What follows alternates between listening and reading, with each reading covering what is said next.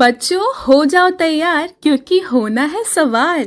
आ गई है अपनी विजन की रेलगाड़ी।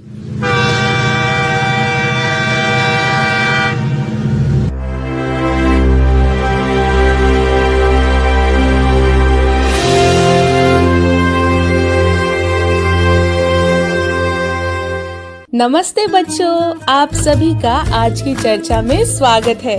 आप मन को शांत कर लीजिए क्योंकि आज एक और कहानी आपका इंतजार कर रही है। तो चलिए सुनते हैं अपने आज के मुहिम के साथी को।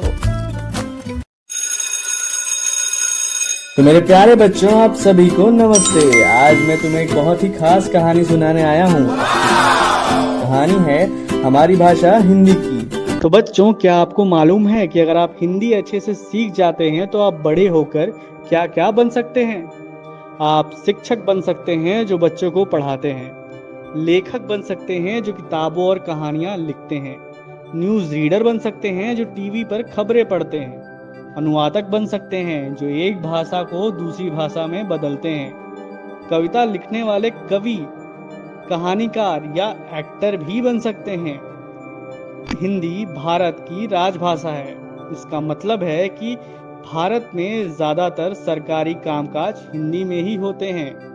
तो ये तो हुई हमारी हिंदी भाषा की कहानी, और इसी के साथ कहानी एक ऐसे इंसान की जिन्होंने शब्द से समाज को बदल दिया।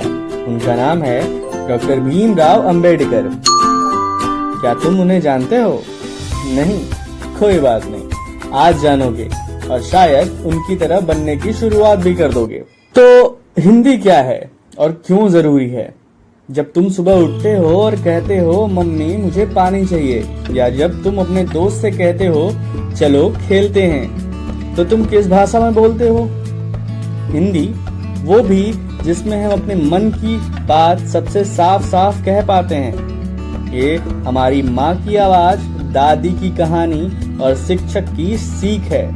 अब सोचो, अगर तुम्हें कुछ मांगना हो और अपनी बात समझानी हो या मदद देनी हो तो तुम कौन सी भाषा में बोलोगे? हिंदी में। इसलिए हिंदी सिर्फ भाषा नहीं है, ये हमारी ताकत है। इससे हम पढ़ सकते हैं, सोच सकते हैं और अपने हक के लिए बोल भी सकते हैं। दोस्त से कहते हैं चलो खेलते हैं, या गुरुजी से कहते हैं मुझे समझ नहीं आया, तो हम हिंदी में बात करते हैं। ये भाषा हमारे मन की आवाज है। अब बात करते हैं कि हिंदी क्यों जरूरी है। हिंदी जरूरी है क्योंकि इससे हम अपनी बात कह पाते हैं, हम पढ़ सकते हैं, इससे सोच सकते हैं और समझ भी सकते हैं। इससे हम दूसरों को अपना दर्द और सपना समझा सकते हैं। सोचो, अगर तुम्हारी भाषा ही छीन ली जाए तो क्या तुम अपने मन की बात भी कह पाओगे? डॉक्टर अंबेडकर को बचपन में बोलने नहीं दिया जाता था, लेकिन उन्होंने अपनी भाषा से, अपनी बात से पूरा समाज बदल डाला। तो बच्चों, अब आते हैं आज की कहानी पर। डॉक्टर भीमराव अंबेडकर की छोटी लेकिन बड़ी कहानी। तो बच्चों, आज मैं तुम्हें एक ऐसे बच्चे की कहानी सुनाने जा रहा हूँ जिसने पढ़ाई, हिम्मत और शब्दों से देश को बदल दिया। उस बच्चे का नाम था डॉक्टर भीमराव अंबेडकर। डॉक्टर अंबेडकर का जन्म 14 अप्रैल 1891 को मध्य प्रदेश के महू गांव में हुआ था। हर साल हम इस दिन को अंबेडकर जयंती के रूप में मनाते हैं, क्योंकि उन्होंने हमें बराबरी और शिक्षा का रास्ता दिखाया। एक सच्चा किस्सा, स्कूल यात्रा का दिन। एक बार स्कूल से अंबेडकर जी और उनके भाई को गांव के बाहर एक परीक्षा में भेजा गया। वे बहुत छोटे थे, उनके पास कोई साधन नहीं था, तो उन्होंने बैलगाड़ी वाले से मदद मांगी। लेकिन जैसे ही बैलगाड़ी वाला जान गया कि ये बच्चे दलित हैं, उसने उन्हें गाड़ी में चढ़ने नहीं दिया। छोटे भीमराव और उनके भाई धूप में मीलों पैदल चले, प्यासे, थके हुए, लेकिन उन्होंने हार नहीं मानी। बच्चों सोचो, जो बच्चा बिना जूते, बिना सवारी, बिना मदद के सिर्फ पढ़ाई के लिए मीलों चला, वो बड़ा होकर भारत का संविधान बनाने वाला बना। उन्होंने अपने दोस्तों से कहा, मैं स्कूल इसलिए नहीं छोड़ूंगा कि लोग मुझे छोटा समझते हैं। मैं इतना पढ़ूंगा कि एक दिन सब मेरी बात सुनेंगे। उन्होंने पेड़ के नीचे बैठकर पढ़ाई की, कभी बिना किताब, बिना कुर्सी, लेकिन सपने नहीं छोड़े। उन्होंने हिंदी, मराठी, अंग्रेजी और संस्कृत सीखी। फिर वो पहले दलित बने जिन्होंने विदेश जाकर पीएचडी की पढ़ाई की, वो भी लंदन और अमेरिका में।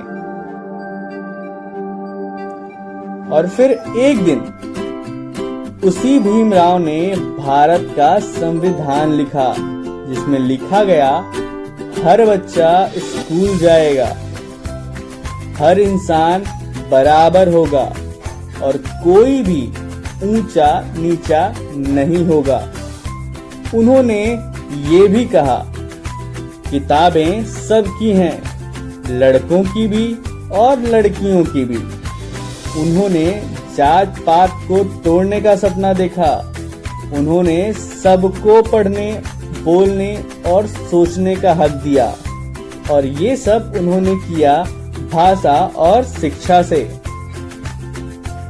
अगर अंबेडकर जी को बोलने नहीं दिया गया तो उन्होंने इतना पढ़ा कि आज पूरा देश उनकी बात सुनता है। हम हिंदी पढ़ेंगे, सोचेंगे और बदलाव लाएंगे। तो बच्चों, अगर अंबेडकर जी, जिनको बचपन में पानी तक नहीं दिया गया, वो एक दिन भारत का संविधान लिख सकते हैं, तो तुम भी कुछ बड़ा कर सकते हो। अगर तुम भी हिंदी में पढ़ोगे, लिखोगे और बोलोगे, तो तुम भी समाज में बदलाव लाने वाले बन सकते हो। तो आओ आज हम सब मिलके एक प्रण लेते हैं। मैं बोलूं और आपको उसके पीछे दोहराना पड़ेगा। तो सभी तैयार हो? नहीं, इस बार आवाज नहीं आई। जरा जोर से बोलो, सभी तैयार हो? हाँ, तो शुरू करते हैं। आपको मेरे पीछे पीछे बोलना पड़ेगा। हम हिंदी में सोचेंगे,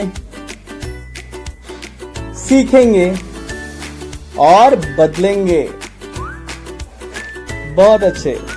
तो इसी के साथ आज की कहानी खत्म होती है। हम फिर मिलेंगे आपसे अगली कहानी में। तब तक आप सभी अपना ध्यान रखिएगा।